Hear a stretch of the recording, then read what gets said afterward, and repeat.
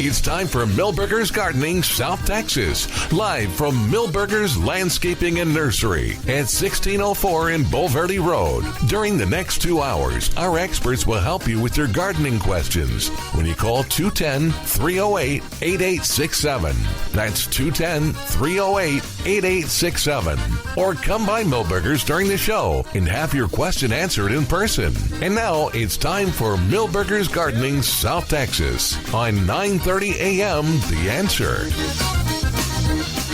Good afternoon, everyone. Happy Saturday. Welcome to Milberger's Gardening South Texas on 9:30 a.m. The Answer. Alex Escobar here with Dr. Calvin Finch and Mark Peterson. It is a wet Saturday. So if you're listening, you're driving, please be careful out there. Give us a call at 210-308-8867, 210-308-8867. Surprising number of customers here, though. Yeah, the numbers are starting to sprout. When I first got here, I think there was only one car, aside from mine, in the parking lot. That was mine. Oh. But then I got cookies and some peaches. The traditional man, he steps up his tent over here and starts selling peaches. I was extremely surprised to see him this morning. I'm not familiar with the variety he was promoting, but they look good. Well, in the article today, we'll have a lot to talk about. It's harvesting. A lot of gardeners out there are harvesting their vegetables, tomatoes, peppers, eggplants, onions. Some are even harvesting potatoes already. I haven't harvested any. But beets. Green beans. I did my green beans this week. Yeah. This past week I had a full crock. Lots of peppers. Oh, lots of peppers. Lots of peppers we have on our shelves. They're just starting to ripen. Yeah.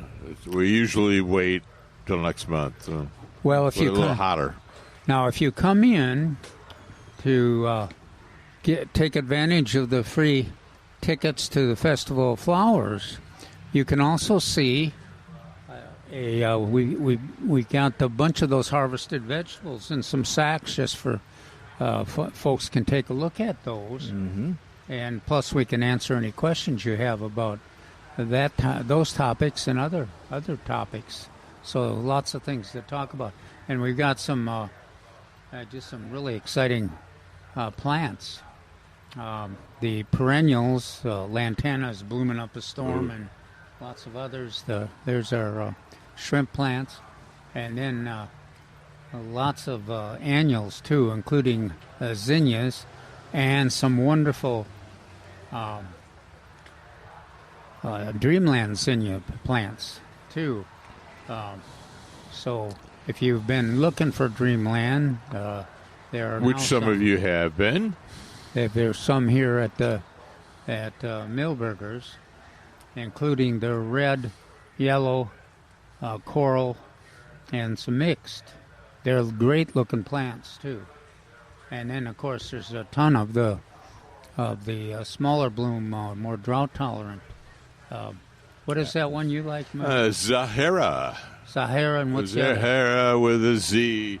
And we have multiple colors. Predominantly the orange gold is the one, but there is some other colors of that. What is the next bigger one that's there? Then profusion. Profusion. Yeah.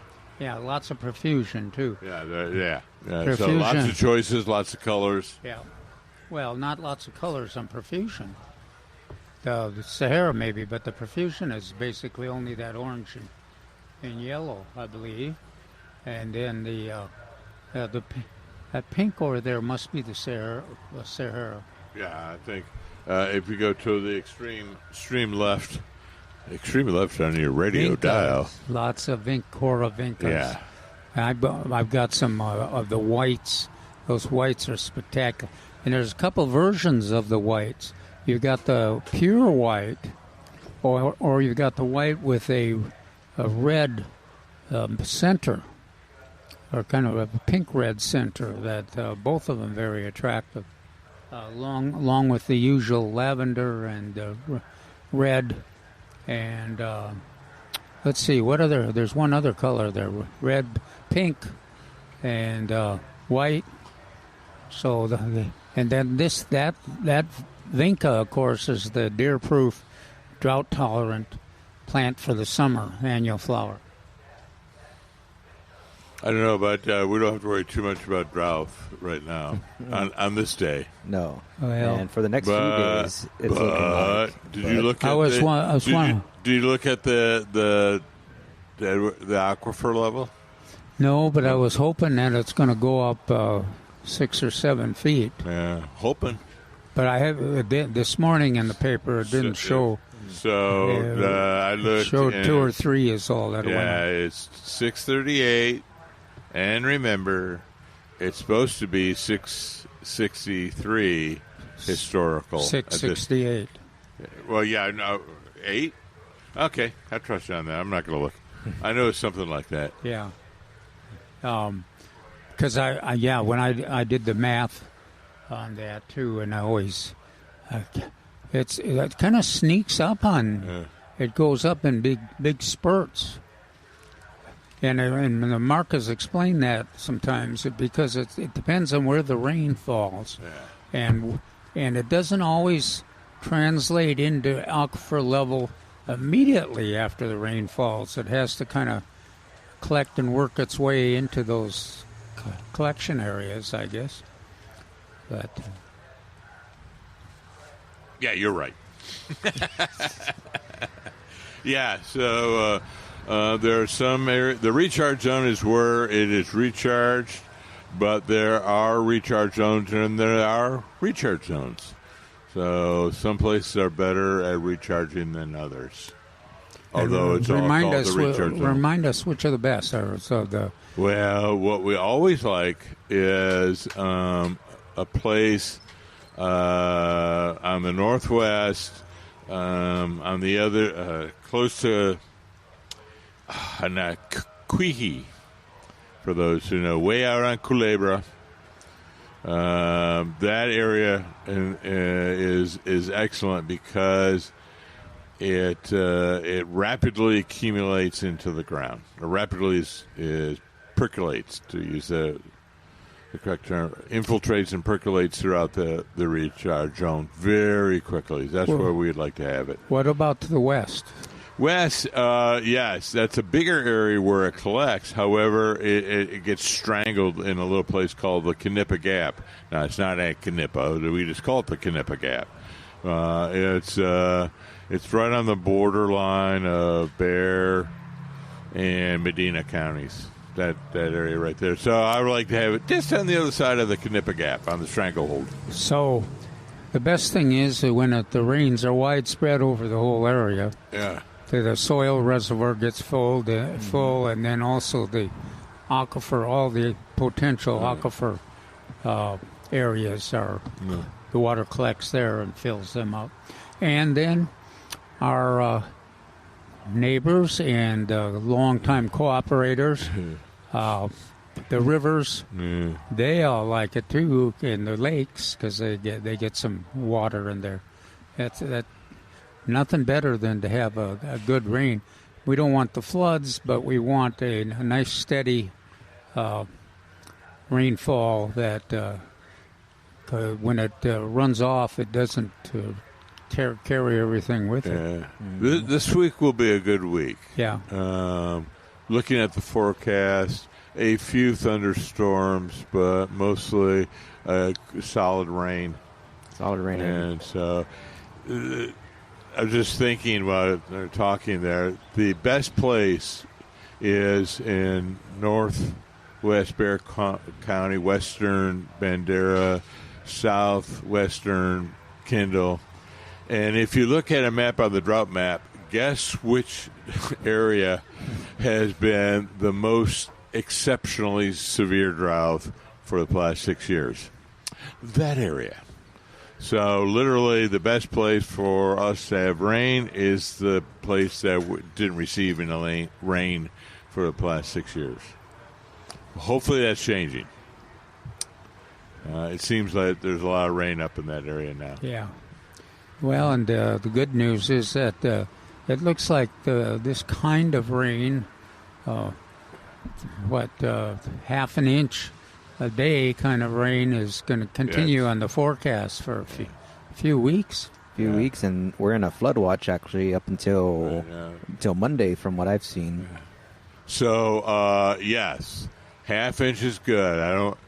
A day. I don't want anything more than that. I used to have to figure this out when I was at Solace. Saturation for 6 inches of soil is about 1.25 inches rain. Anything above that was flood. So now, if we had half an inch every day, well, then, we may have some flooding. But that's a good amount of soil to saturate the soil completely and then have percolation into the various aquifers. Yeah, well, there's a lot of our areas where this water is slow to penetrate our soil, even though we don't have a lot of soil. We got slopes, and we've got compacted soil. That was good. Downtrodden, compacted clay. Well, not always clay, but compacted soils. Yeah. So that's why this general kind of rain that's not overwhelming is the best for us, and we'll continue to welcome it. Yeah.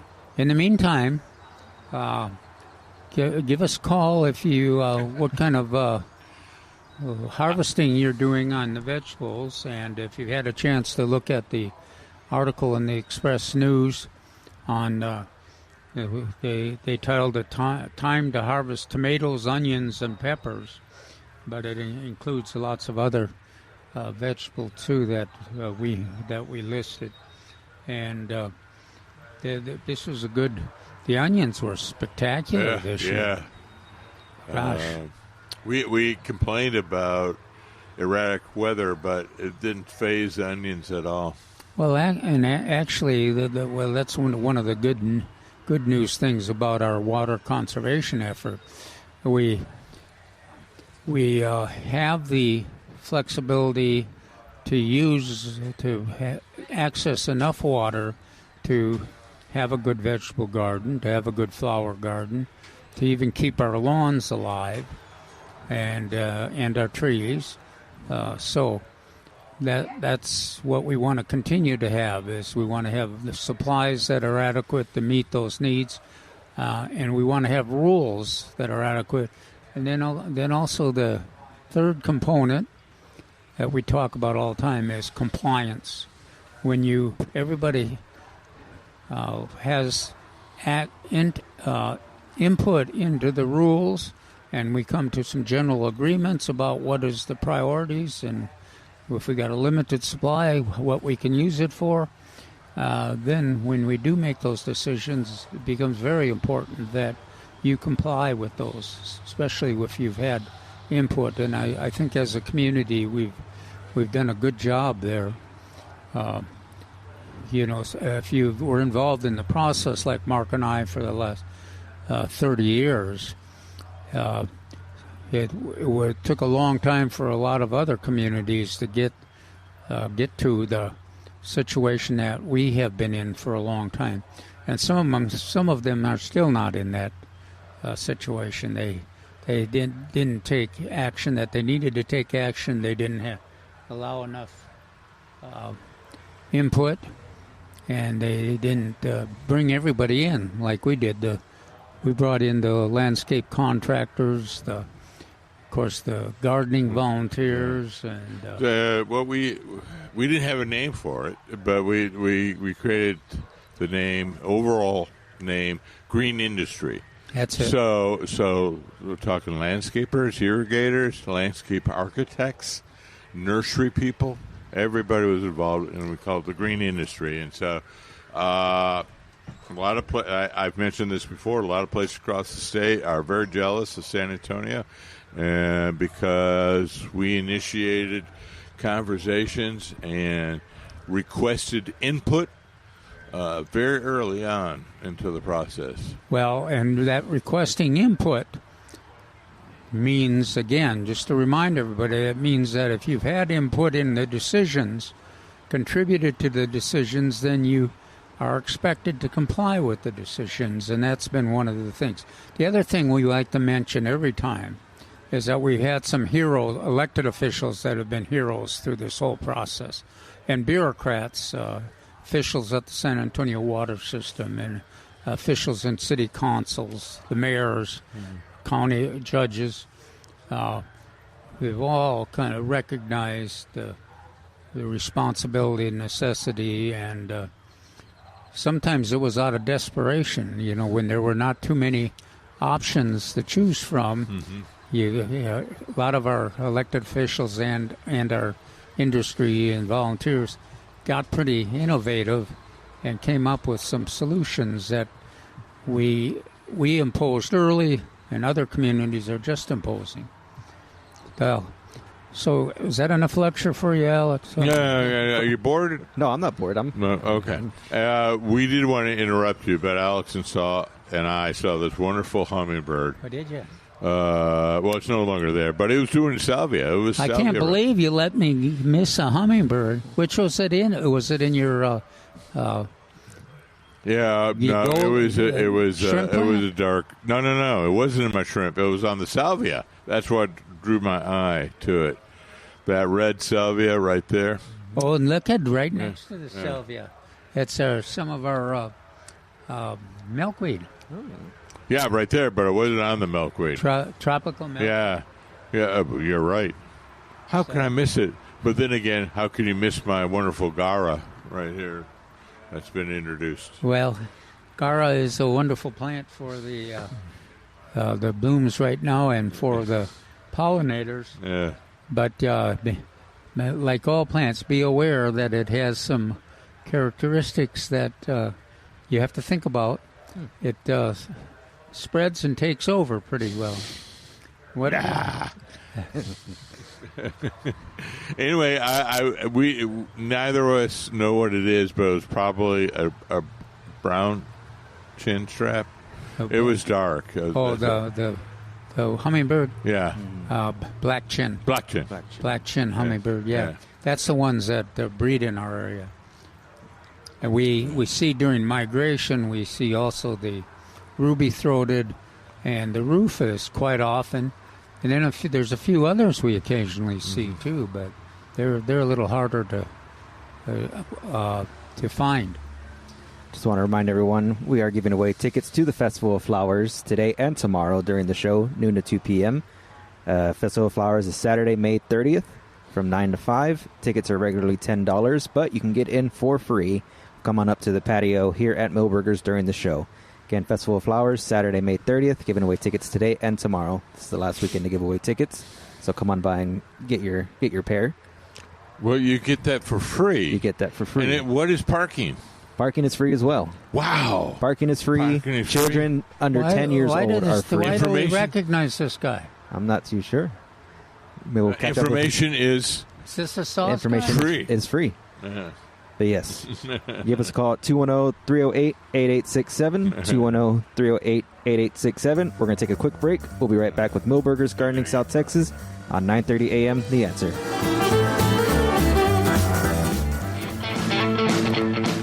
Welcome back to Milberger's Gardening South Texas on 9:30 a.m. The Answer. Give us a call at 210-308-8867. 210-308-8867. Again, a reminder, we are still giving away Festival of Flower tickets today and tomorrow during the show, noon to 2. Regularly, tickets are $10 to get in for adults. Children under 10 get in for free, and parking is free as well. So get your tickets here at Milberger's during the show, noon to 2, for free. And if you have any updates on how much rain you've gotten, or how much rain you've gotten, give us a call at 210-308-8867, or any vegetables you may have been planting. There you go. That's what we wanted to know. 210-308-8867. You know, one of the... We were just... This article in our conversation celebrates how wonderful the vegetable harvest has been so far. But one of the vegetables I've been disappointed in was spinach.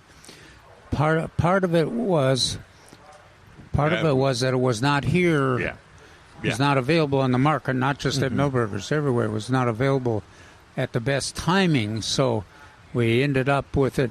If you didn't get it early, we talk about that all the time. When you see one of your favorite plants, take advantage, get it. And then when it finally came, it was kind of late, and it went to seed pretty fast. And I think of not just my garden, but a lot of gardens were experienced that based on what the gardeners reported. But if you had a different experience than that, let us know. If your spinach is still, this time of the year, could be, in the past years, it could be still producing. One of the things, too, is that you got to keep those foliage plants, you got to keep harvesting. You can't over-harvest. You need to have enough leaf surface there to keep the thing growing, but you don't let it settle into a seeding. I think in the column I mentioned that I could just hear my spinach out there saying, well, as long as if you don't need more foliage from me or leaves from me for recipes or salads, then I may as well go to seed. And so I think a lot of the spinach did go to seed this year, and even some of those selections that are popular and that do so well in this area were in that had that problem. So that is one disappointing. I didn't bring any beets for Mark, Alex. I know he's disappointed. But one thing I did was I really like beets, and I make a boil some chunks of them, and I've had used some of those onions from the garden, and the only thing that wasn't from the garden was some bacon, but also I used a few of the jalapeno peppers, just a few, and man, they were potent. Yeah. It obviously was not the Tam Mild, but but it was that early version. Mark, remember we had some that came real early. We had several on the tables, and we were looking through them all. And there were a couple here. I'm going, I'm not real familiar, but I don't want to try one of these. They look potent. That's for sure. That was but that's a great. Of course, beets are good for you. They're easy to grow too. Now, Mark says the green beans. So, Mark, is the green bean season over, or are we still just harvesting? I'm still harvesting. Okay. I think some people, I think James out there in Guadalupe, I think he started a little earlier than me, so I'd like to know where he is on it. But all the green beans that I had, they're still going. I'm only about halfway through on my plants. Of course, next month you can also plant southern peas. If you want. I know. What I'm using is a series of these molasses tubs. So I have some plants like green beans in one tub and squash in another tub. And I didn't get the tomato in, but that's where I'm using those are, and I'll change them up every so often. But they're really good. They're convenient for me. You know what I'd like also? I wish that some of the gardeners would call in and let us know what the situation with their potatoes are. I was trying to see if I should be able to harvest some new potatoes yesterday, and the plants with this rain look pretty vigorous, but I was a little suspicious that it's more foliage than it is crop. I guess I'll have to go ahead and dig one up and test and see. I don't see any blooms though either. That's the other thing we usually say. Well, the new potatoes are always good to harvest when you start seeing some blooms. and I haven't seen any. If gardeners out there have had blooms or gone ahead and test harvested some of their potatoes and they got some good new potatoes out of it, I'd like to hear about that. And then later, then we harvest all the rest. Once the plants decline, it gets a little hot and drier. But you don't want to let those potatoes stay in the ground. If we continue to have this wonderful rain and have moist soil, they can decline pretty quick. We've joked about it for 6 or 7 years now about what is this rotting in the soil? What is this moist soil? Well, now this is the year we have to remind everybody, no, we're not really joking. You have to get these potatoes out of the ground when they're ready, promptly when they're ready. Yeah, those new potatoes, they taste wonderful. Even when they're small, like golf ball size or less. Yeah. And just boil them up. Oh gosh, that's a lot of neat things. Let's see, what else did we brought? Oh, we brought in my two favorite tomatoes, the Ruby Crush and also the BHN 968, two cherry tomatoes, and good. They've been ready to harvest for a couple weeks now, and both of them are outstanding, tasty, and easy to grow. And I think in my gardens through the years, they've had more of a capability of resisting spider mites than some of the bigger tomatoes have. So that if you had a real problem with them, then you want to take some precautions, but like spraying every week for the seaweed extract on the foliage, that helps. But then the other thing is switch. If you got some space, switch your tomatoes to a different part of the garden, and try those two. It'll be hard for you to find the tomatoes that taste any better. Of course, Mark likes sweet 100s too. Yeah. But that's a nice combination because the Ruby Crush are sweeter, and the BHN 968 are tart, and I really like that tart taste too. And they got a nice firm Yeah. Texture too. It's hard to beat them, and I'll bet I think both Mark and Alex have both of those varieties in their little package. So I'll bet if you came in and asked for your free tickets to the Festival of Flowers.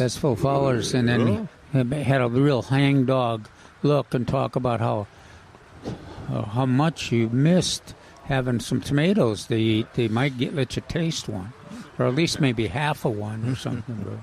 Well, I was going to trade him maybe an aubergine for some tomatoes, maybe. Yeah. Well, I had already eaten my cookies, so I knew he couldn't take that back from me when I traded my vegetables for his cookies. So that's there. But let's see, what other vegetables? Well, the eggplant there. Yeah. Of course, those are the regular, the traditional eggplant that I brought. A lot of gardeners are using the smaller eggplants. Smaller or the Asian one, which is real straight. Yeah. Yeah, that's the one that Bart and his wife like. They like that one? Yeah. And they do a wonderful job with them. Taste. But they're easy to grow too, and in a container or they definitely need full sun, and they're not a xeriscape plant, so you got to keep them keep them watered and weeded. Yeah. By the way, segue to, well, we talked about all this harvesting. What should we do in the next crop, in the summer crop? Well, we said peppers. We have lots of pepper transplants here. We have, it looks like 5 or 6 different varieties out there. Plus, we have okra. We have Oscar okra. And we have eggplant. So those are your big 3 for the summer. And what's the one I always forget, but you always correct me? Southern peas. Yeah. For the summertime.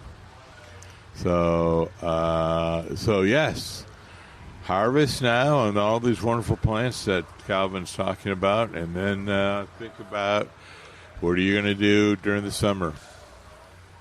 Yeah, so that on the vegetables. Oh, and then the other thing is we started harvesting tomatoes, and June is the big tomato harvest month. Right. So now I was looking at some of my tycoons, and the pole bigs have started to ripen, and some of the other selections, red deuce. But the fruit is big and healthy looking, but it's still green on most of those. But it won't be long, week, 10 days, and we'll be starting to harvest those big tomatoes. And I think I know some gardeners have already harvested pole bigs because we've been doing a little taste test on them. But the other ones will be coming about too. But before August 1st, we usually want to plant the fall tomato crop. It's amazing here in the Central Texas area. That in South Texas we have 2 short season tomato crops: the spring crop and then a fall crop too. The spring crop we try to beat the heat, and then in the fall we try to beat the cold. But that'll be so get your tomatoes harvested from the spring crop, and then just be prepared. Watch for your favorite nursery, and here at Milberger's especially for the new tomato plants for the fall. And I guess, Mark, we generally use the those same determinate and semi-determinates. We usually have the best luck with them too, because they're fast to get to full size and start producing fruit. We'll have to see what the wholesalers are providing us, but I've heard fairly good reports from the pole big.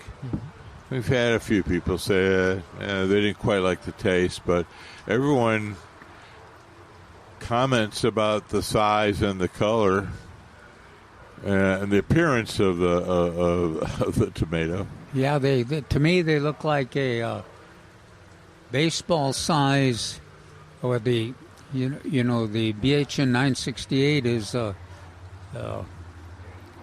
golf ball size. And then the pole big is that same round, beautiful red color, but it's baseball size instead. Now the taste is different though, but I do. I'm with you. I like that pole big taste too. But another thing about that, especially when the weather's a little erratic like it's been, the first few tomatoes that you harvest aren't always the best tasting in your crop. And those of you that have participated in tomato tasting contests know that, because the taste of the tomatoes is different depending on when they were harvested, where they were grown, how they were fertilized, and the only ones that are pretty consistent are those cherry tomatoes that we've been talking about. But the bigger tomatoes are quite often different tastes depending on the when they're harvested and how they're grown. Well, give us a call on your vegetable situation. Yes. And or better yet, even come on in and get your free Give us a Festival light, of Flowers tickets. Yes, Festival of Flowers tickets still available here at Milberger's. Again, Festival of Flowers is next Saturday, May 30th. Give us a call at 210-308-8867. Come on by, earn yourself some tickets. We're going to be right back with Milberger's Gardening South Texas on 9:30 a.m. The Answer. Hey, I'm here at Milberger's, and if you're a gardener, you already know this place, and you're going to want to love what's coming up. Festival of Flowers is back Saturday, May 30th at the San Antonio Shrine Auditorium, and it is a full day for anyone who loves plants, gardens, or just getting their hands dirty. We're talking popular plants, trees, unique garden accessories, co-hosted by San Antonio Water System, who's giving away free wildflower seeds for the first 1,000 visitors. There's a homegrown vegetable contest, herb kitchen samples, a plant exchange, expert seminars, a kids garden zone, and a farmer's market. And if you want to get in for free, stop by Milberger's this weekend.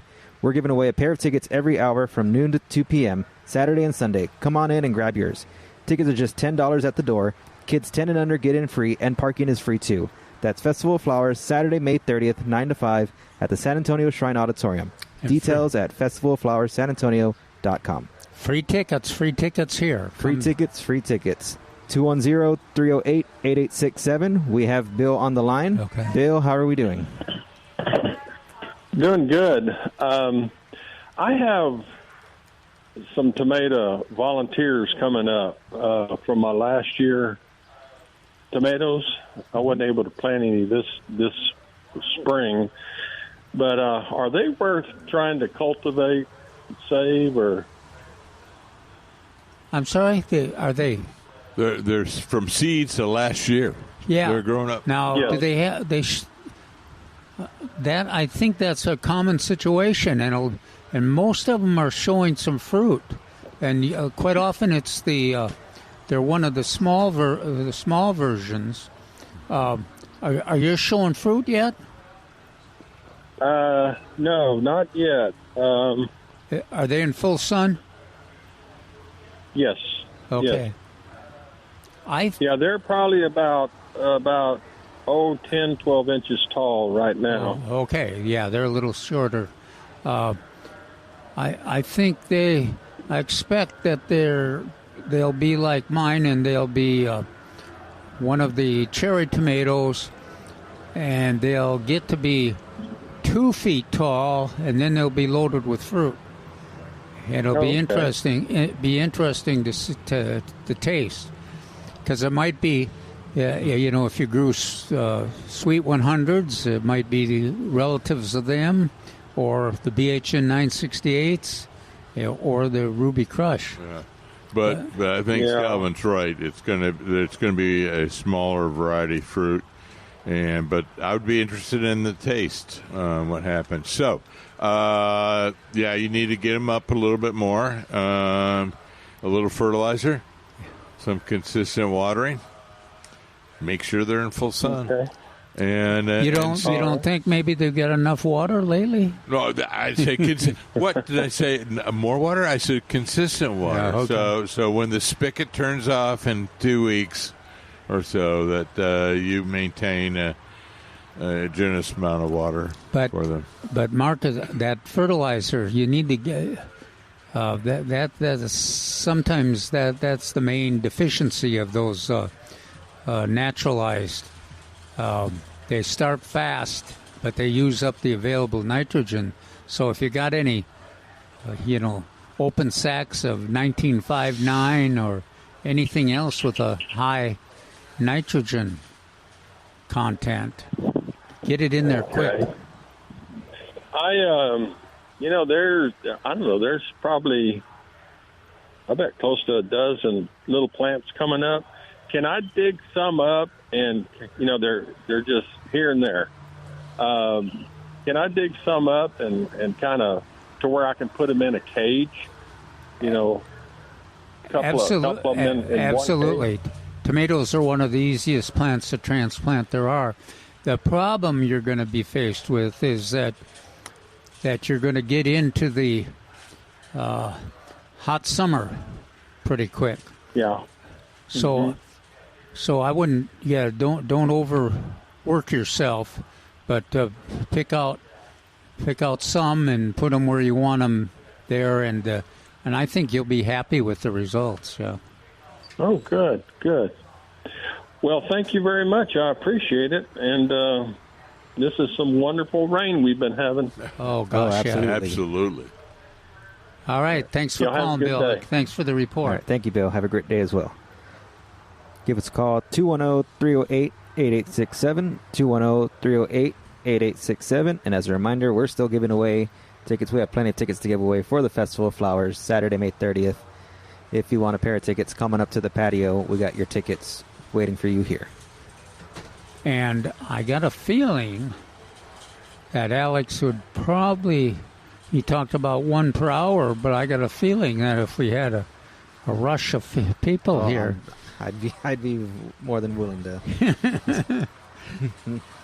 Yeah. No, the Festival of Flowers is a great event, and if you've never gone, well, 2 things. If you've ever gone, you know it's a wonderful event. If you've never gone, you want to go, and you might want to. If you've got grandchildren, you'll get your free tickets from Milberger's here, and then the kids can get them free too. But they'll love the event.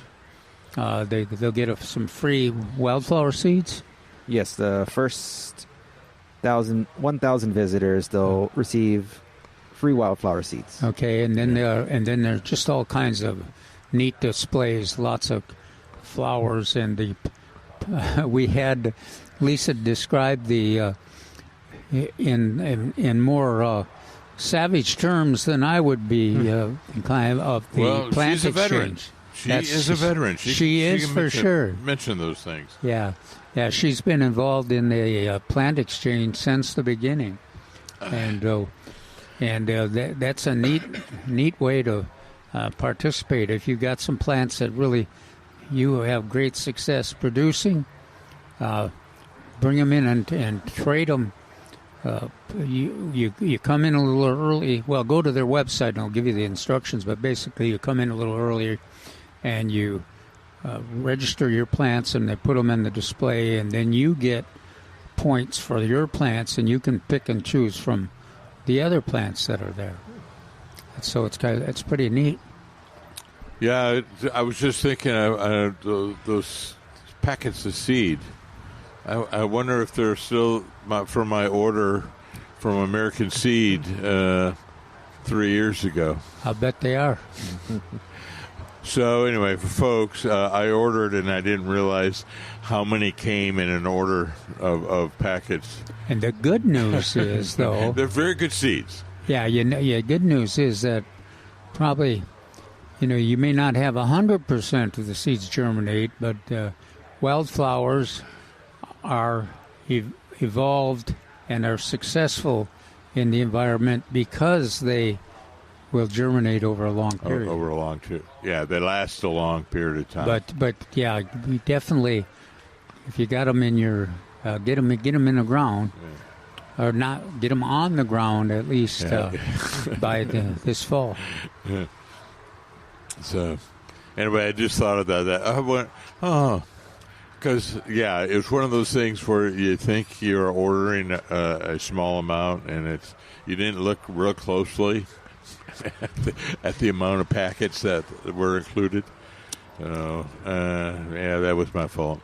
So hopefully these are the last of them. I would harass you about that, Mark, but for 4 years I've been buying milkweed seeds, and it's hard to tell exactly what your class attendees, which ones they want, which ones are going to germinate the best. And so it's been kind of a scientific experiment for the last couple of years, and now we have a little better handle on it, maybe. But there's there'll be in addition to the free wildflower seeds, most of the little display areas they've got some. They'll have some interesting things. They'll have stuff for sale, but they'll also have some information to pass out to you, and even sometimes some seeds or plants to pass out. I was going to say, this lovely young lady here in the purple shirt, she's getting some milkweed, some tropical milkweed. She doesn't hear me. You want some festival flower seeds? I mean, we have some festival flower tickets for you for free, if you would like to. All right. Unfortunately, there's some paperwork, but they're still free. Still free. Give me 1 second. Well, we noticed down. you were getting the tropical milkweed, and we wanted to praise you on the air. It's her 12th year. Really? Really? Yeah, 12 years. 12 years of growing. 12 years of monarchs, raising monarchs through her milkweed. That is awesome. Gosh, yeah, we need to hear from her. I think my next article is going to be on the monarchs. I was just amazed that there weren't any. Just the Didn't highlighted seem like parts. there were very many migrants this year. There you go, ma'am. So yes. Here, we'll just raise it for you. We'll hold it for you. Yes, while you're writing. Yes. Calvin will hold it, but we want to hear your story on this. Well, I about 12 years ago, I heard about the monarchs and them diminishing every year and all of that. Right. And I had not a very big spot, probably like this one right here, 4 by maybe 15, and I figured out what I needed to buy, and I planted it in the ground. And the first year I set free, and I brought them in for the birds wouldn't get the caterpillars or whatever. And the first year I set 38 monarchs free. And then it went up every year, and 2 years ago I set 60. Wow. That's so amazing. I thought that was a good number. Yeah. How about this year? I've had one. Okay.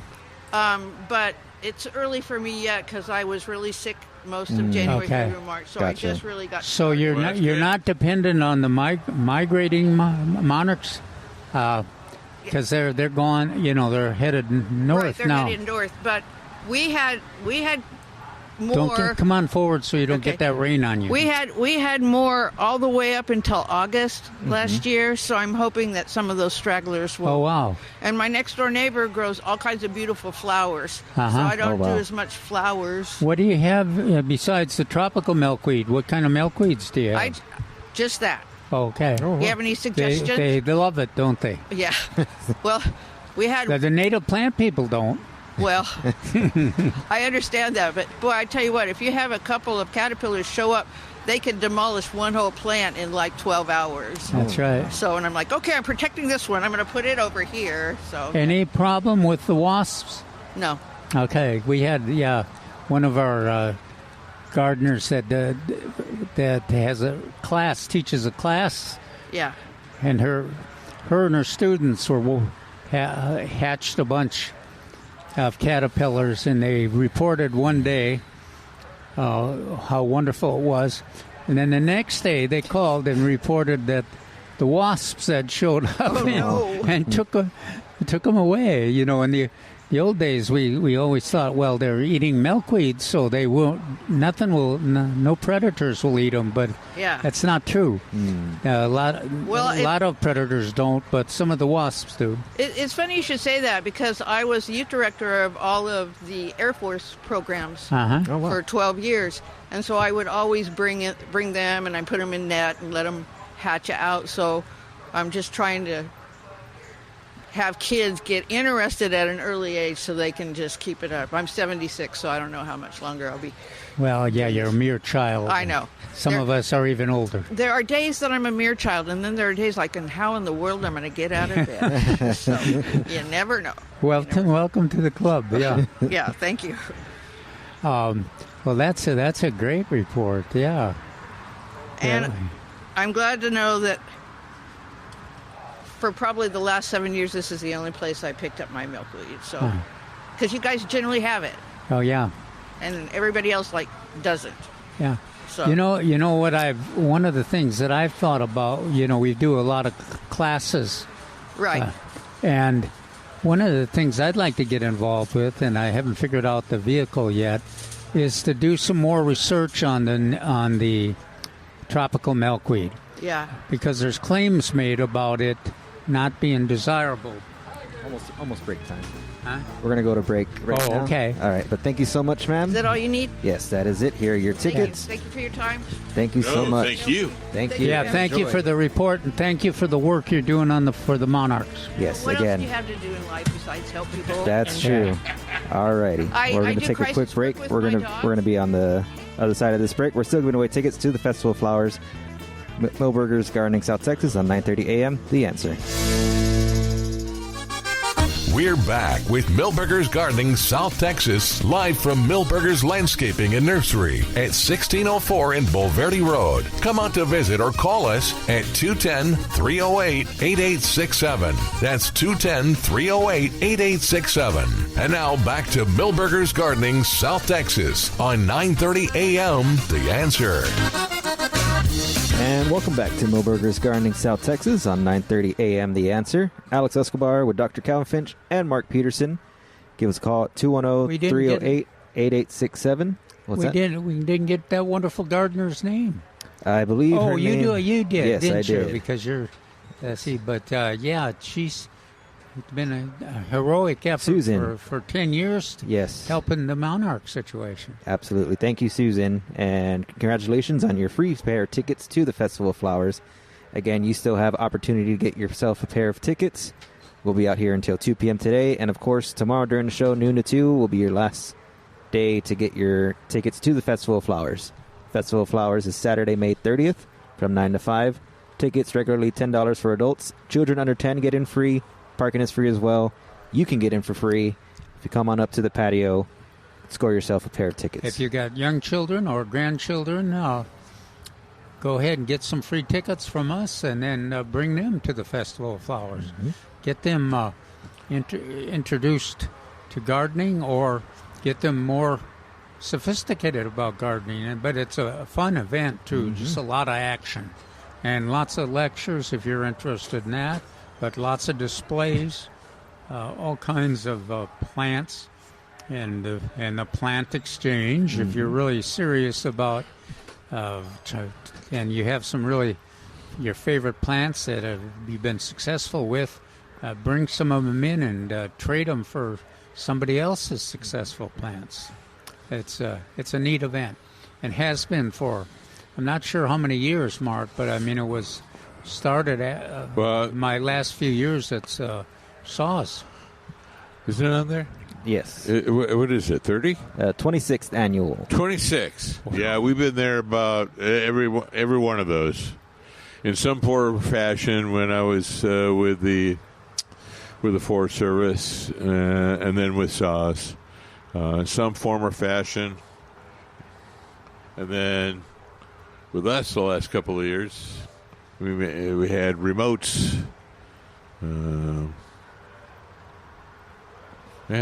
Yeah. I mean, we've been there a long time. Yeah. You and I for just about every one of those 26 years. Oh, yeah, for sure. But it's a neat event, a good fun for gardeners. It's it's only one Saturday. Which Saturday is it, the 31st? May 30th. Saturday, May 30th. And it's the time is from 9? 9 to 5. 9 a.m. to 5 p.m. Yeah. Okay, so it's a good full day if you want it to be. Or you can, at least it'll keep you occupied for a couple hours at least. And they emphasized the birdhouse thing. I usually used to brag on the event being exclusively gardening. But then, of course, when I hear that about birds and butterflies, I kind of lump them with the gardening, and I'd look forward to seeing what that. There's always one section that is mostly, or predominantly, houses, birdhouses, glassware, ornamental artware, outside ornament, rather. and other neat stuff. And then gardening, other gardening for the rest of the other 3 aisles or so. And we don't want to.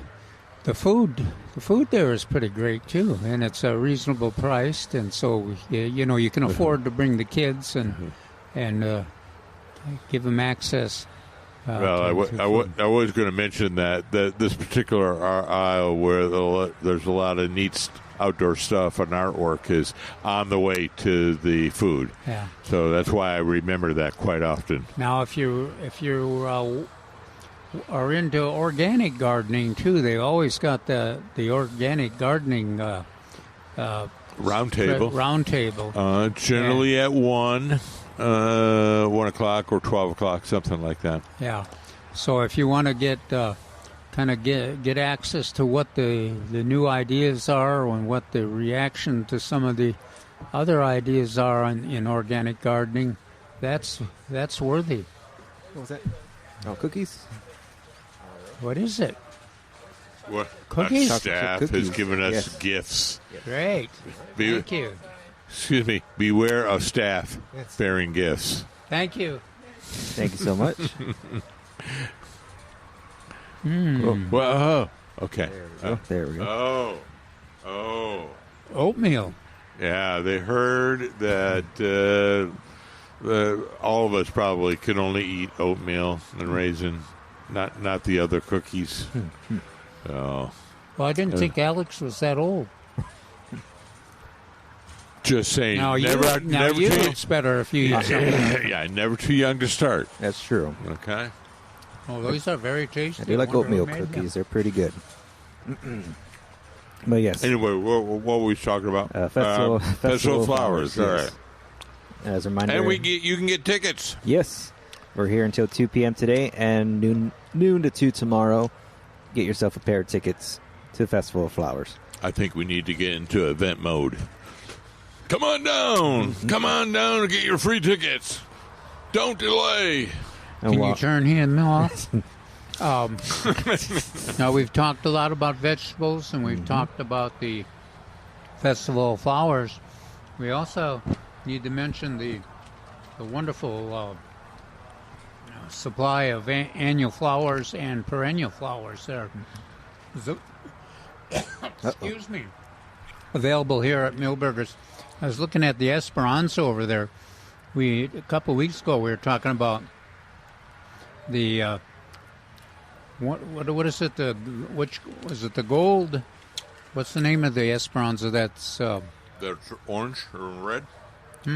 There's Bells of Fire. That's the orangey red one. no. I And then this yellow Gold one over Star. here. Or Texas Star, Gold Star. Gold Star. Gold Star. Esperanza. And we said that always the thing you recognize them at the nursery if they're 2 feet or under and they're blooming with those big yellow flowers. Mm-hmm. They're the Gold Star, and here's a great bunch of them over there. That's Gold Star is a Texas superstar, one of the earliest Texas superstars. But the key feature of that is if it's about 18 to 24 inches and it's blooming, you have that particular selection. And they're here, and then of course we've talked about at least six different lantanas. Oh, there went one of the exotic doves through there. But six different, all of them blooming, and then of course the lots of zinnias. Oh yeah, good job. And begonias. I didn't check, Mark. We still got some whopper begonias left? I did not check either this morning. I was looking for some other items. We got I have a container at home that needs more plants, so I was looking for that. We got lots of the regular begonias that grow so well in the shade here, and then the foliage plant over there with the spectacularly colored leaves. Caladium? Caladiums. Yeah. Yeah, six different color versions, and these are big. They're big and they're showy. And then coleus, lots of different coleus. Yeah. So, I have some pots with coleus and the smaller bougainvilleas. Not bougainvilleas. Whopper begonias. I have to use the mnemonic device. Yeah, this way. A lot of us call them wax leaf begonias. Yeah, that is the original name. And I what was it? But anyway, I've had several containers full of that, and my earlier violas have now passed or gotten to a state where I need to replace them. So I'm looking at replacement. I did think about that Laura Bush petunia earlier this morning when it was raining, and I went, I don't have any opportunity to think about it, because once you grow Laura Bush, it comes back. And so then it just becomes a decision of whether you're going to leave it in that container or leave it in that part of the garden, or you want to remove it or transplant it. Well, that was the decision I was making in the rain this morning, and I haven't come to that decision yet, because it's a very nice container I have. And they're surprisingly tolerant of warm weather. Yeah, let's see, it's almost June 1st now. You can expect them at least to continue for another month, and then they'll be back in the fall too. So they're a wonderful plant. Lots of marigolds out there even. Mm-hmm.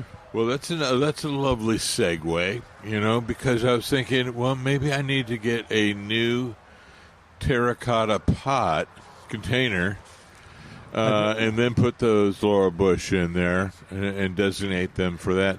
Oh, by the way, aren't our containers here at Milberger's 25% off? Yes. All of them? Pots are on sale, so that's including terracotta, plastic, ceramic, both for indoor and outdoor, now 25% off. How about the red? I mean, does that include the red clay? The terracotta?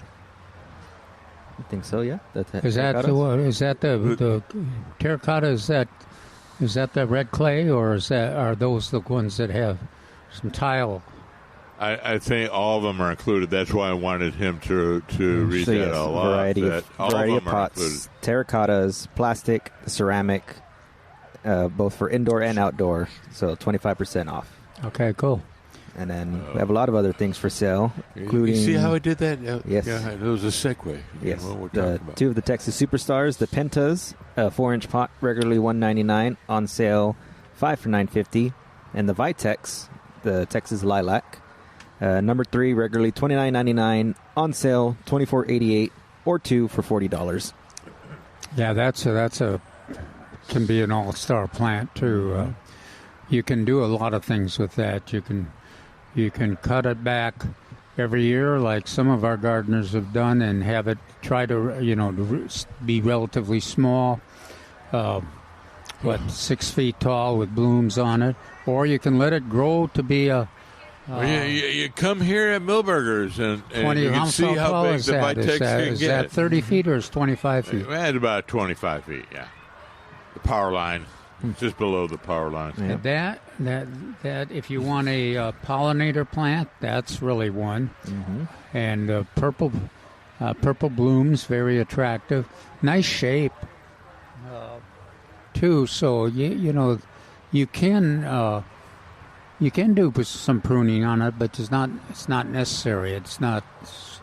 Doesn't until it gets to be about 45, 50 years old, like one I've got, it does not get very scraggly. But I kind of like my scraggly one. It's because it's the one I use for my bird feeders.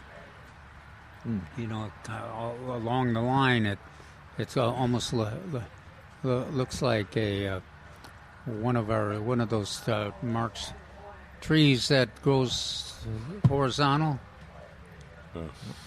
She was looking this way. I thought she was coming. What is that to the native tree that grows that sometimes is horizontal?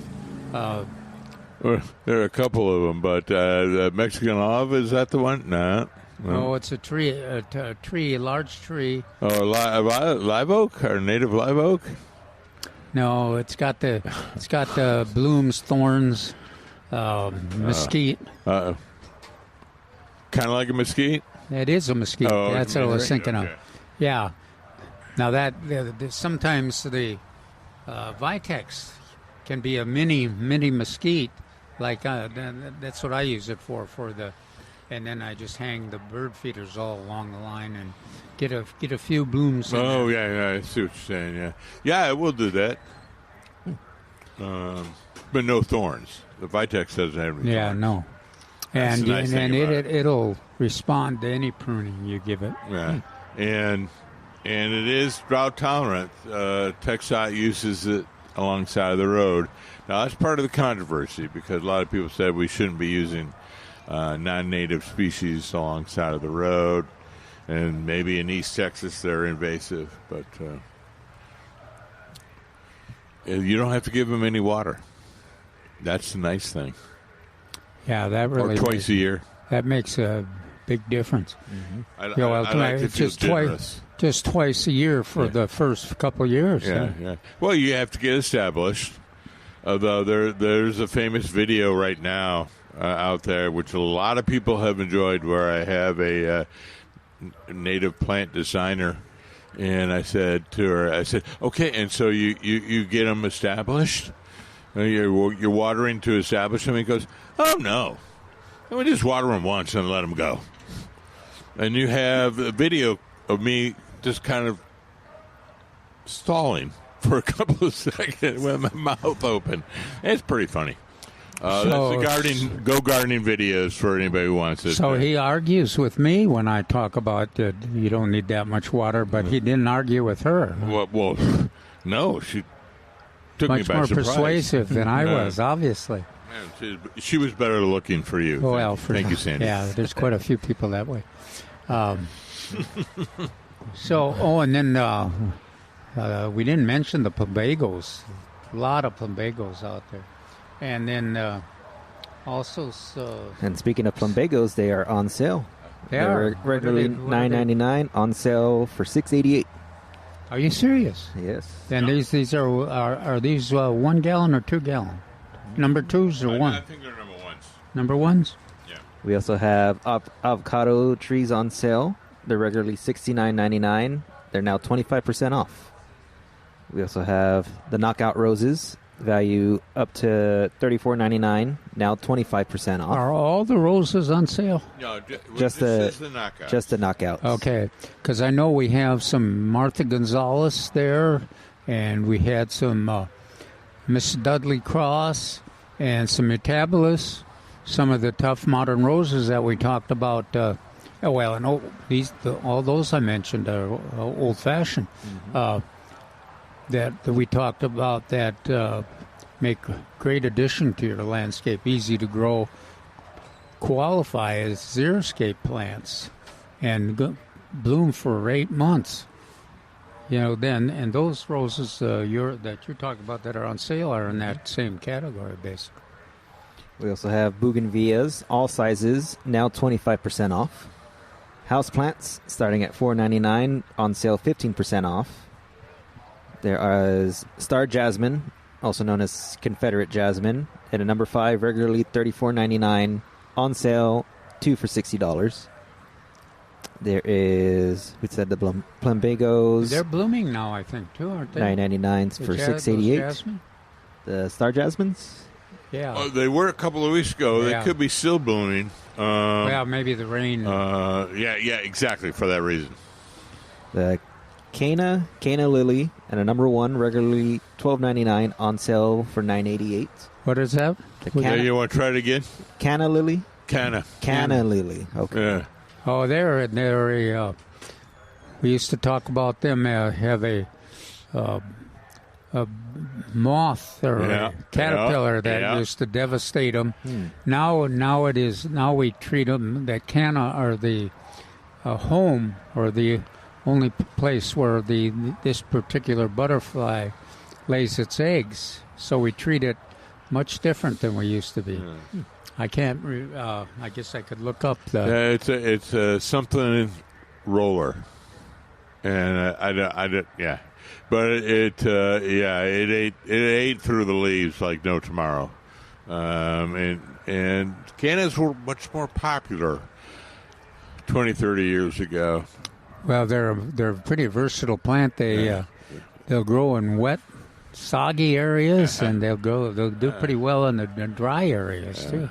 So they were wonderful when a lot of people had these lush lawns, St. Augustine in particular, and you could grow the canna lilies along the side because you're watering the. And the caterpillars loved them too. Yeah, yeah, but not so much anymore. All right, we'll finish these cells off after we get back. 210-308-8867. We're going to be right back with Milberger's Gardening South Texas on 9:30 a.m. The Answer.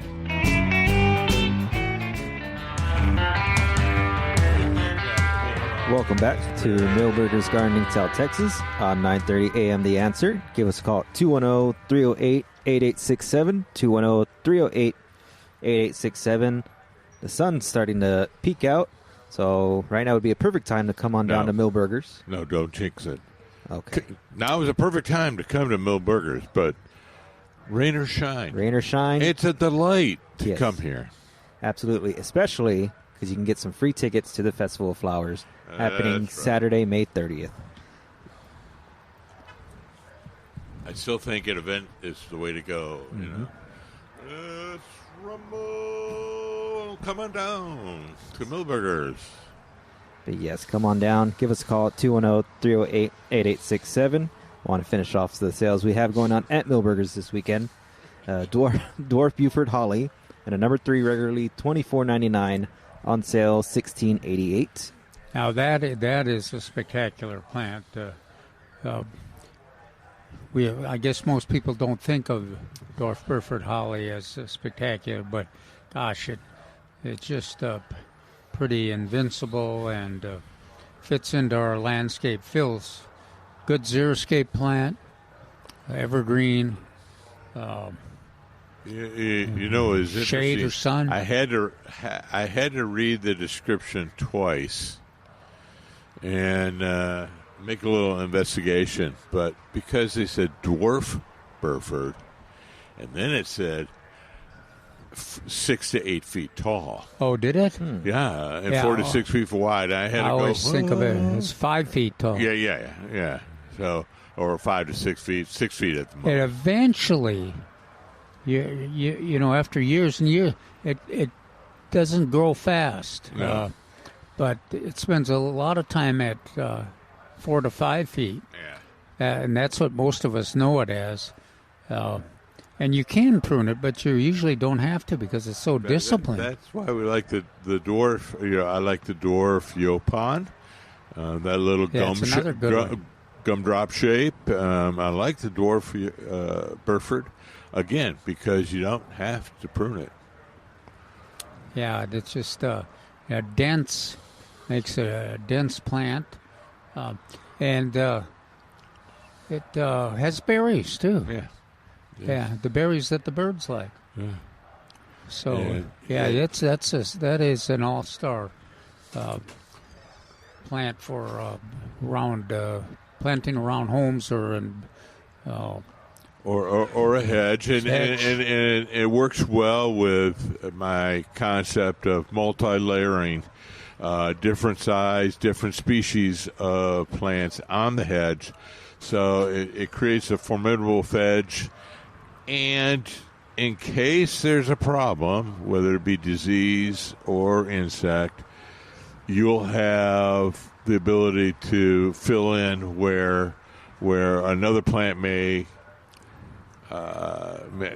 die or another species may be affected, a single species. So that's why I like that. And it sounds like you're describing boxwood. No.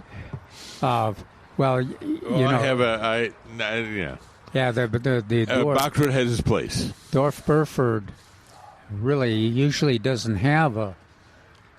Usually, you plant it, and it grows uniformly, and it stays alive, and It's drought tolerant. Now you do have to.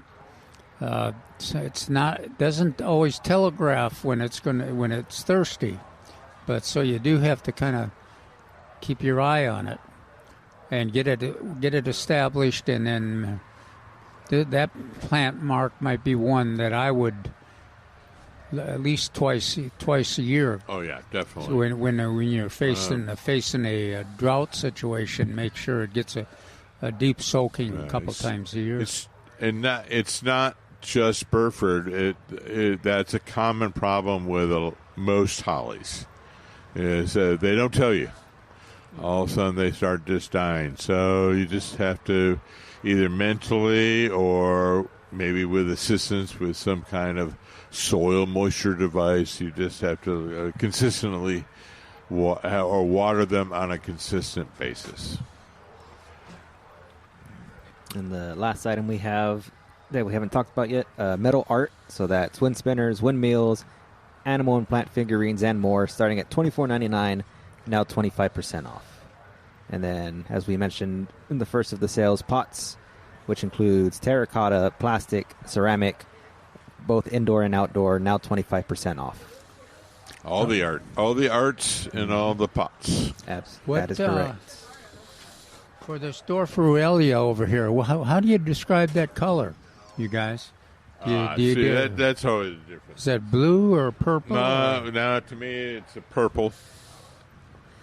Other people say blue. Yeah, it depends on what day it is, what I describe it. Of the amount of sunlight, I think that's usually what it is. If it's a bright sunny day, it may be a blue. And look at what is that foliage difference in the I don't know. I just saw it when you just mentioned, look at that, and I went, huh, that is different. Yeah. That's one of the what we're talking about is that there's a relatively large display of Dorferuelia, great plant for sun or shade and full of the purple blooms, but one half of the display has a wider leaf than the other half. The other half looks more like you would expect in a cactus play. I was going to say, it looks like it was crossed with a mondo grass and a Ruellia. I'm like, huh.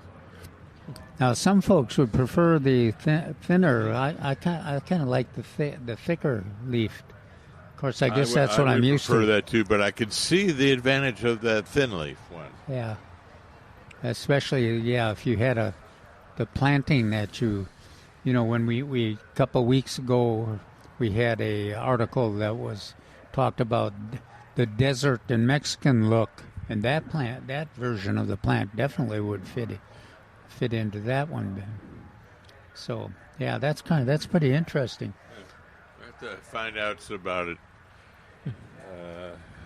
during the break or so. And then down at the end, Mark, the one of our deer proof with the red blooms and also I believe that's pollinator skullcap. Yeah, that's the pink skullcap. There's also a we had a blue flowered one, heartleaf. But what were we seeing? Was it the one of the butterfly varieties that seemed to be attracted to it, or was it a hummingbird? I think it was a hummingbird, because I was so surprised. And I was going, look at that. Look at the hummingbird on that flower. And I don't think the deer eat it. No, it is. It's deer resistant. Now, whereas the cuffio over there, I think the deer eat that. Yeah. But that skullcap, they don't seem to. Do your Gara, do deer eat that? Yes. And I had to laugh. Because the last line on the little signage that we have here, it says, seeds readily in your landscape. That's an understatement. I was laughing because Calvin goes, wow, that's really invasive in there. I said, it's very pretty. And Calvin went, and it's very invasive. So I went during one of the breaks, went over and read a little signage on it. And the last sentence in the signage is, reseeds readily in your landscape, which means it's invasive. Yeah. Well, that's probably in that same league as our full-size Ruellia in terms. Although no, I don't think it's in the same league, but you don't think enzyme is spreading? No, I don't think it spreads as much as Mexican petunia, the big Ruellia. Well, if anybody has had experience with both of those, let us know. 210-308-8867. But I have had the Gara spread, but it's kind of a localized spread. Whereas, the Mexican petunia, it actually was, went through across the street and behind the apartments and everything. So, you're probably right. Or across commercial streets, everything. Oh, the stories we could tell on Mexican petunia. I was looking again at the sales for the avocado trees, So growing them here in I went. Texas. Now they're somewhat controversial. Oh yeah.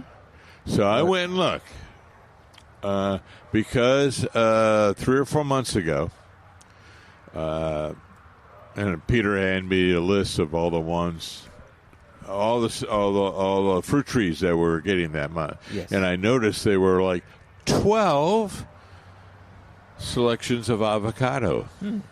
Some of them I never heard before, and I just was astounded at those avocados. So I did go earlier before the show, and went and looked at the avocado selections. We have several ones that we still recommend here, available at Milberger's.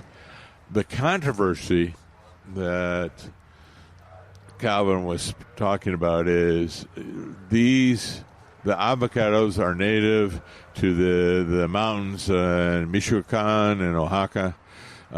They have generous rainfall. Their nights are somewhat cool on that. And then you have them here. The nights are not cool. Summer nights, no. And inconsistent at best under rainfall. So it's always been a debate whether that. You didn't mention the freezes. The freezes. Thank you. Freezes. So there's hardly any, if at all, freezes in central Mexico or southwest central Mexico. So yeah, that's the big one. So it's doubtful that you could raise a nice crop of excellent tasting avocados in San Antonio. Now, that's been the debate. People have tried and continue to try. So we have some of the recommended ones we have here. Lila, Joey. There's one that I'm not familiar with, is Pancho. There were a couple others, but I ran out of time to check that. But I'm not discouraging anyone from doing it. Just be aware that it'd be an experiment. It's a challenge. I think the word you've taught me to use over the years, it's an opportunity, but a challenge. And it'd be interesting. Anybody that has had good luck with avocado. I remember we used to go to we did every year the event and did the event at the Divine Library. Yeah. And public library, and there's a gentleman that had raised avocados, and he claimed his was the best. I forget the name, but we'd always call it the Divine Avocado. And of course we're Divine a little farther south, but that was always the big discussion. which ones survived. And he had some that seemed to survive pretty fair. But it is a challenge in terms of cold weather. But gosh, it'd be great, if you can get them to grow. And they're such an attractive plant too. Yep. What else is on your list? On my list, well, right now, anything left? At the moment, not at the time, but I just want to remind everyone, still giving away Festival of Flowers tickets. Got about 20 more minutes in our show. We're going to take a quick break. We'll be right back with Milberger's Gardening South Texas on 9:30 a.m. The Answer. We'll be back.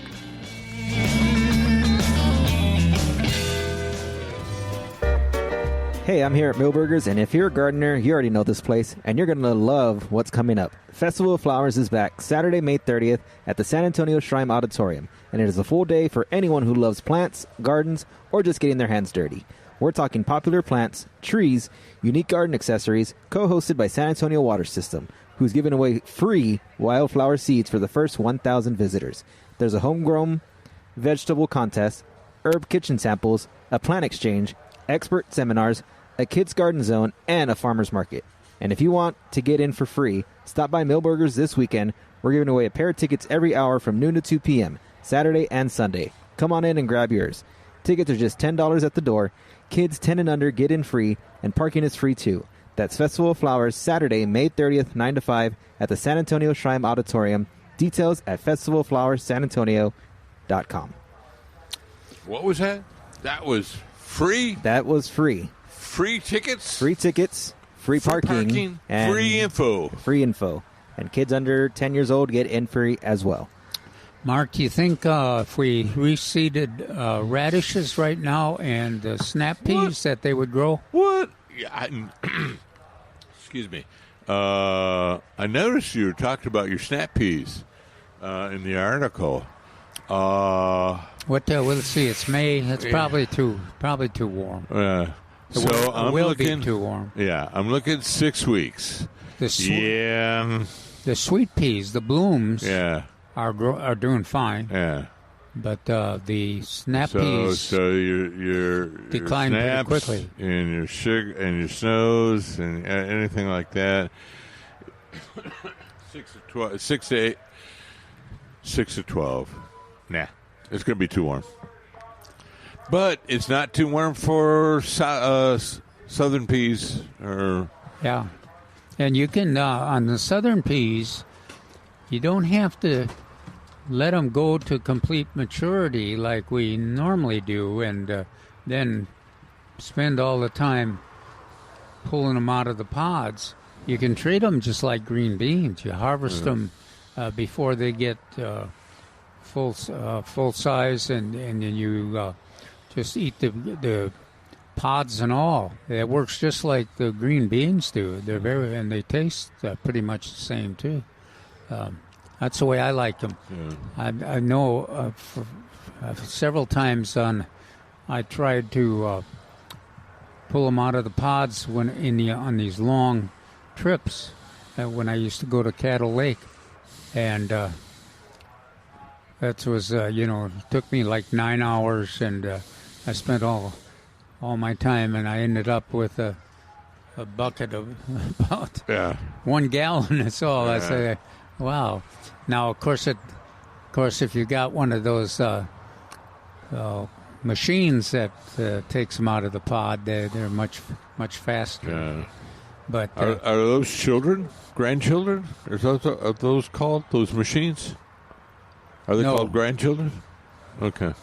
No, it's hard to get a child to stick to that for more than like 15 minutes. That's why you need many of them, so that you eventually get a reasonable amount. I guess you could have of course, they would. If you had a big event and everybody came and you made them takes the southern peas out of the pods, that'd be the only time they'd come to the event. The next time they'd find an excuse not to come, because it's not the most exciting thing. But those machines work well. So, and the peas are wonderful, and you do have that option. Just go ahead and harvest them before they get fully defined in the pods, and just treat them like they're green beans. And they taste the same, they're just as nutritious, and you don't have to take them out of the pods.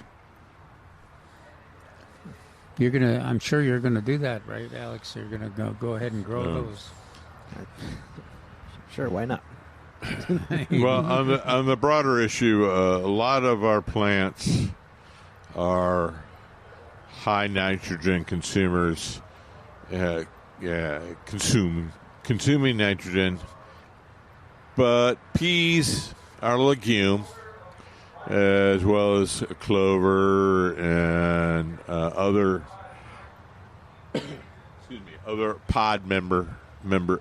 pod-bearing members of this family, and they are known for also absorbing nitrogen from the air and putting it into the soil through nodules. So the Romans back in their day would often put clover in the soil and rotate differently and replenish the soil over time through the use of different field rotations. One of the things we used to recommend, and I don't know how many of the classroom gardens still do this, but we used to have recommend that folks, kids, before they headed home for the summer, which would be probably last week or right now, go ahead and plant the southern peas in your classroom garden, and plant them relatively thick, because they do a pretty good job of coming up and combating the weeds. And so when the kids come back and the teacher comes back and if all the poor janitor is trying to keep the classroom garden area weed free, or the Bermuda grass out of it, that makes a big difference if you've got a crop of southern peas growing over the top, because they can deal with, because of their ability to find their own nitrogen, and because they're aggressive growth. And if they get a little rain, that helps keep a lot of the weeds out of the garden. So that was one of the strategies that we used. Now, it'd be interesting to find out if anybody's still doing that. But 210-308-8867, 210-308-8867. Now, we didn't get a chance to check on the whoppers, whether we had any more whoppers. There's still tomatoes over there, tomato plants. Some of them looks like they got some small fruit on there, looks like. Well, what the staff did is they planted one of those larger ones in the number one can that they had. They put it in a bigger pot, and they have tomatoes growing on them and almost ready to be ripe. Did they eat them?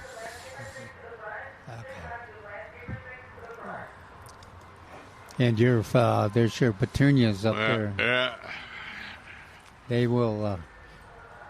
You're liable to have petunias growing everywhere underneath there. It's just amazing. You swear that those laurel bush are not producing a lot of seed, but back in the fall, when it comes time, cool weather returns, and it comes time for their second germination period, then you say, where in the world did all this seed come from? I don't think they produce lots and lots of seed, but the seed they produce is pretty potent, and it finds a way to germinate. And it'll germinate in the containers, and it'll germinate in the garden areas adjacent to the containers too. But it's a worthwhile plant. A very attractive flowers, and fills a lot of space.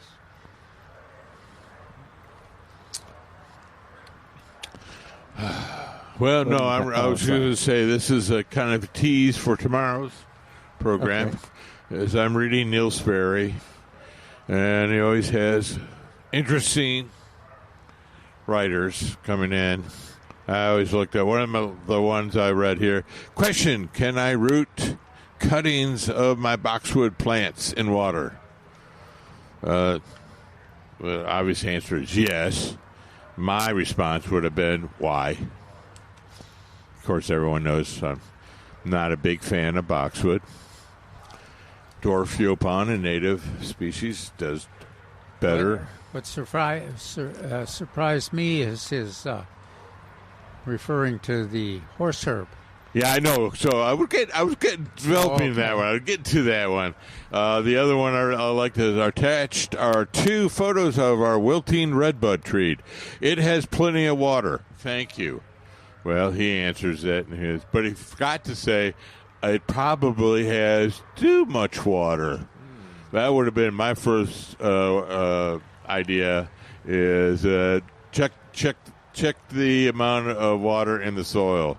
But then, as Calvin mentioned, they had Palisade zoysia, a medium fine zoysia, bladed grass, and so then he had horse herb coming through it, aggressively invading it. And he says, how do I control it? And he gives a listing on that, but he doesn't mention or doesn't strongly advise, if that horse herb is so aggressively getting into that grass, maybe the answer is different. Maybe you don't need to do that grass or change the landscape design. Mm-hmm. I was trying to remember or to see a situation where the horse herb competed with lawn grass. Quite often it's, if the horse herb is prospering, it's winning the battle. Yeah. Yes. It's not ideal. The situation is not ideal for the lawn. For perhaps not enough water, or erratic water situation or something, and the horse herb is managing to survive, do a better survival situation than the grass. So on grass, our zoysia, our rules of thumb are 8 to 10 hours of direct sunlight. So if you had less than 8 hours of direct sunlight, now you're allowing native ground covers, native forbs, native weeds coming in, and or you're allowing them to have the benefit. And then you have erratic rain watering. Now you're giving another advantage to the native weeds. They call them weeds. I call them forbs, herbs, as opposed to the grasses. So you're allowing advantages of one just because of the site design. So I have a feeling this person had zoysia, but only had 6 hours of sunlight. Well, gosh, yeah, or for any of those reasons. Yeah, because exactly. I just in a pure competition between zoysia grass and horse herb. If the conditions are ideal for the zoysia grass, it is going to win that battle. Yeah. But now the deer always cheer for the horse herb too, because they and the black and the butterflies, swallowtails, black swallowtails, they like it as a nectar source. But it is it's a one that fills a gap quite a bit, and part of that sustainable winter lawn sometimes too, even. Right. But it is a little it's a little unpredictable itself, the horse herb, because it's sometimes it doesn't get enough water for it to prosper, or sometimes it doesn't it reacts to cold weather, or sometimes it doesn't. Well, I was going to say it doesn't get enough light. It's kind of unpredictable on that, but but it is can be quite attractive, and it mows easy. Yeah. So it's a good, it's a good filler if you can't get anything else to grow. So. And it's really looking attractive with the rainfall that we've had this past spring. A gentleman was yesterday was telling me that he had just put spreads of mulch on a bed, and it was completely devoid of vegetation. And within 7 to 10 days, it was 80% filled with horse herb. And he's going, What is this? Oh, it's so beautiful. It's all horse herb. It looks beautiful as a ground cover. Well, that horse herb's a perennial that'll reseed itself. Yeah. That was probably in the ground, just waiting for the conditions. Probably. All right. Well, we're in the inside a minute for today. Just want to remind everybody we're still giving away Festival of Flower tickets. Tomorrow's the last day, so tomorrow's your last opportunity to get some free tickets to Festival of Flowers. Thank you again for listening to Milberger's Gardening South Texas on 9:30 a.m. The Answer. Alex Escobar with Dr. Cowan Finch and Mark Peterson. Have a great Saturday. We will see you tomorrow at noon.